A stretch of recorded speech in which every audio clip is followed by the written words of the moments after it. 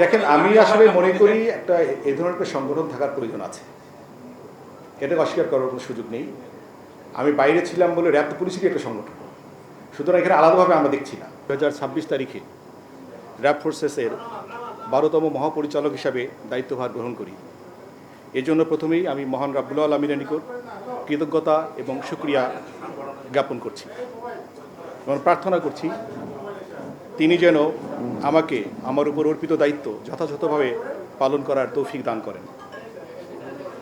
মহাপরিচালকের দায়িত্বভার গ্রহণ করার পর আজই আমি প্রথম আপনাদের সামনে উপস্থিত হয়েছি, কারণ দায়িত্ব নিয়ে প্রথমেই আমি উপলব্ধি করেছি যে আমার উপর অর্পিত দায়িত্ব পালনের ক্ষেত্রে আপনাদের সহযোগিতা এবং সহায়তা প্রয়োজন। আর নিয়মিত মতবিনিময় এবং সঠিক সময়ে সঠিক তথ্য আদান প্রদান এক্ষেত্রে গুরুত্বপূর্ণ ভূমিকা পালন করে বলে আমি বিশ্বাস করি। আমার প্রিয় সাংবাদিকবৃন্দ, আপনারা জানেন যে র্যাব 2004 সালে প্রতিষ্ঠা লাভ করে। প্রতিষ্ঠা লাভের পর থেকে এই এলিট ফোর্স হিসেবে র্যাব সন্ত্রাস দমন, মাদকবিরোধী কার্যক্রম, অবৈধ আগ্নেয়াস্ত্র এবং গোলাবারুদ উদ্ধার সহ দেশের আইনশৃঙ্খলা রক্ষায় গুরুত্বপূর্ণ ভূমিকা পালন করে আসছে। আপনারা জেনে আনন্দিত হবেন যে গত 90 দিনে র্যাব ফোর্সেস দেশের বিভিন্ন স্থানে অভিযান পরিচালনা করে 331টি অস্ত্র উদ্ধার এবং এতদ সংক্রান্তে 104 জন অভিযুক্তকে গ্রেফতার করেছে। এতদ বিষয়ে আমি আপনাদের সামনে সম্প্রতি র্যাবের উল্লেখযোগ্য কিছু সাফল্যের তথ্য তুলে ধরছি। গত 8 ফেব্রুয়ারি 2026 তারিখে চাঁপাইনবাবগঞ্জ জেলার থেকে 6.27 কেজি গান পাউডার, 26 ফেব্রুয়ারি 2026 তারিখে সিলেটের জৈন্তাপুর এলাকা থেকে 60টি পাওয়ার জেল, 28টি নন ইলেকট্রিক ডেটোনেটর এবং 24 পিস ককটেল উদ্ধার করে র্যাব। গত 9 মার্চ 2026 তারিখে সিরাজগঞ্জ জেলার সলঙ্গা থানাধীন এলাকায় র্যাব অভিযান পরিচালনা করে বিদেশি পিস্তল, রাইফেল, SBBL, শটগান এবং প্রায় 1000 রাউন্ড গুলিসহ কাকন বাহিনী এবং কালু বাহিনীর সক্রিয় সদস্য রাকিব রানা এবং আলমগীর হোসেন ওরফে শুটার আলমগীরকে গ্রেপ্তার করে। গত 10 মার্চ তারিখ মুন্সিগঞ্জ জেলার শ্রীনগর থানাধীন এলাকায় অভিযান পরিচালনা করে 2টি আগ্নেয়াস্ত্র, ম্যাগাজিন, তাজা কার্তুজ এবং 61 রাউন্ড গুলি এবং 9টি ব্ল্যাঙ্ক কার্তুজ সহ 3 জনকে গ্রেফতার করেছে র্যাব। গত 27 মার্চ তারিখ 2026 রাজধানীর রূপনগর থানাধীন এলাকায় অভিযান পরিচালনা করে পল্লবী থানার যুবদল নেতা গোলাম কিবরিয়া হত্যার কিলিং মিশনে অংশগ্রহণকারী শুটার রোকন ওরফে মোহাম্মদ রাশেদকে একটি বিদেশি রিভলভার সহ গ্রেপ্তার করেছে র্যাব।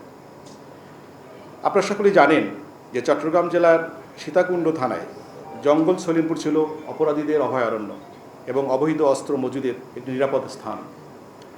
এখানে গত 19 জানুয়ারি 2026 তারিখে অভিযান পরিচালনার সময় সন্ত্রাসীদের হামলায় র্যাব সদস্য DAD মোতালেব হোসেন নিহত হন। পরবর্তীতে এই ঘটনায় 29 জনকে অভিযুক্ত করে র্যাব একটি হত্যা মামলা দায়ের করে।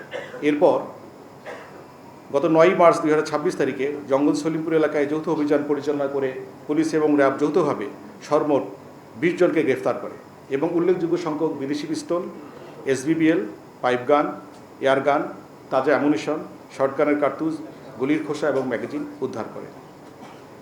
সম্মানিত সাংবাদিকবৃন্দ, র্যাব ফোর্সেস হত্যা মামলায় গত 90 দিনে 484 জনকে গ্রেফতার করেছে। এত বিষয়ে আমি আরও 2-1টি ঘটনা আপনাদের গোচরে আনতে চাই।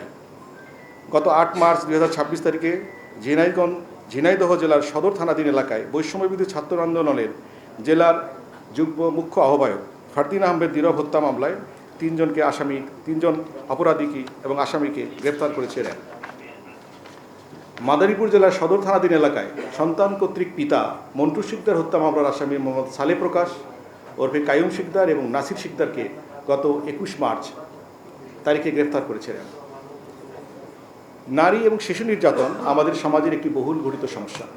সামাজিক এই সমস্যা নিরসনে র্যাব সবসময় গুরুত্বপূর্ণ ভূমিকা পালন করে আসছে।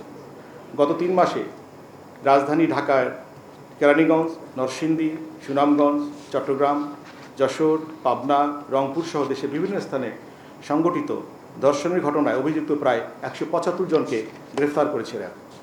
পাশাপাশি গত 90 দিনে 61 জন ছিনতাইকারী, 106 জন ডাকাত, 26 জন মানব পাচারী সহ ওয়ারেন্টভুক্ত আসামি, প্রতারক, চোরাকারবারি জেল পলাতক, জাল নোট প্রস্তুতকারী এবং পর্নোগ্রাফি মামলায় ৩,৪৭৩ জন অভিযুক্তকে গ্রেপ্তার করেছে। মাদক আমাদের সমাজের একটি অন্যতম বড় ব্যাধি। আপনারা জানেন, মাদক বিস্তার রোধে র্যাব বদ্ধপরিকর।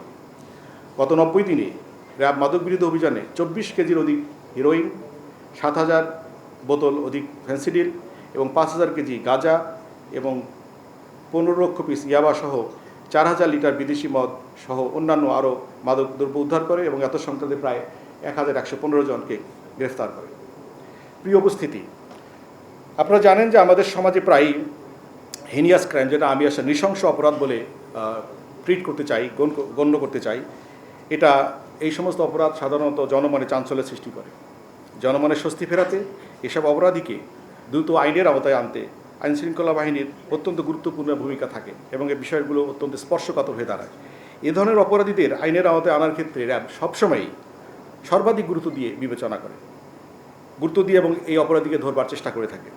এরকম একটি চাঞ্চল্যকর ঘটনায় গত ২২ মার্চ ২০২৬ তারিখে রাজধানীর যাত্রাপুর থানাধীন ধলপুর এলাকায় অভিযান পরিচালনা করে ঢাকা মেডিকেল কলেজ হতে ২ বছরের শিশু কাজী ফুজাইল অপহরণ মামলার আসামি SM তানভীরকে গ্রেফতার করে র্যাব। প্রিয় সাংবাদিকবৃন্দ, আপনারা হলেন সমাজের দর্পণ।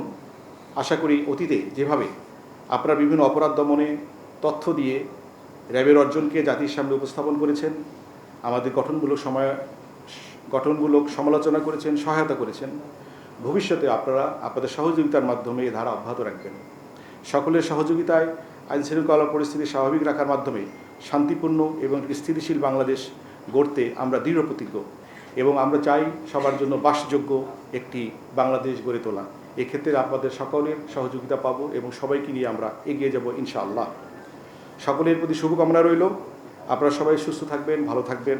কষ্ট করে আজকের এই মতবিনিময় সভায় আসবার জন্য আপনাদেরকে অসংখ্য ধন্যবাদ।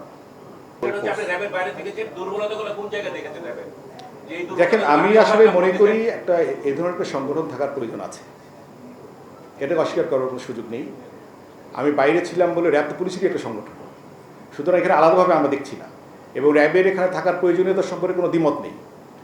এবং আমি বাইরে থেকে যা দেখেছি, আমি এসে আরও বেশি স্ট্রাকচার্ড, আরও আমার ইমপ্রেশন আরও ভালো হয়েছে নিঃসন্দেহে বলা চলে। এবং আমি মনে করি এই সংগঠনকে সামনের দিকে এগিয়ে নিয়ে যাওয়া সম্ভব এবং আমি চাই ব্যক্তিগতভাবে একটি পেশাদার, মানবিক এবং প্রযুক্তি নির্ভর একটা সংগঠন গড়ে উঠুক এবং এটা রাষ্ট্রের যে গুরুত্বপূর্ণ দায়িত্ব যখন যেভাবে আসে সেটা প্রতিকার, প্রতিরোধ, অপরাধ প্রতিকার এবং প্রতিরোধ এবং দায়িত্বশীল ভূমিকা পালন করতে র্যাব আগামীতে অত্যন্ত দায়িত্বশীল ভূমিকা পালন করতে পারবে বলে আমি বিশ্বাস করি, আমি আশা করি এবং সম্ভাবনার মধ্যে রয়েছে।